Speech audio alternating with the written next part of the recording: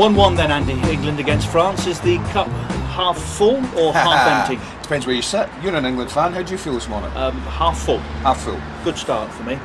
Well, I'll be a bit more dispassionate and say, great result.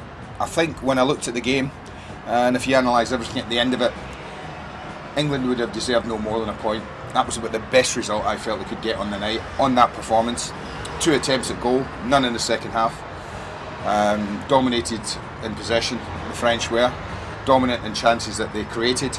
But England held on. And it's a small step stage, I think, for England right now. You know, take small steps and progress. They'll take a lot from the game, the fact that they drew it. They worried the French occasionally when they broke away with their pace, with Ashley Young and Welbeck particularly, but they didn't do it often enough, Richard.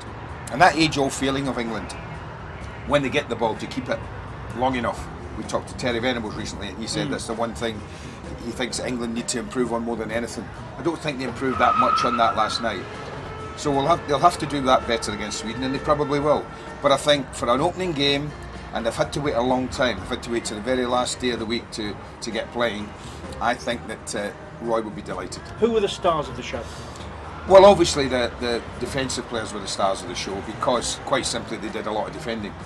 And listen, do you know what? Do you know who probably was the star of the show? Your manager. Because he's had very little time to work with this team. And you and I were watching last night, and we were remarking on, look at that shape, how many times did we see that when Roy was at Fulham? Look at that back four, look at that quartet of midfield players just in front of him.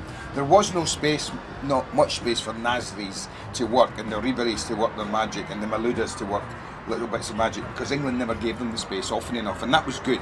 Those were the positives. So I thought the 2 centre-backs played well. I thought Ashley Cole played well.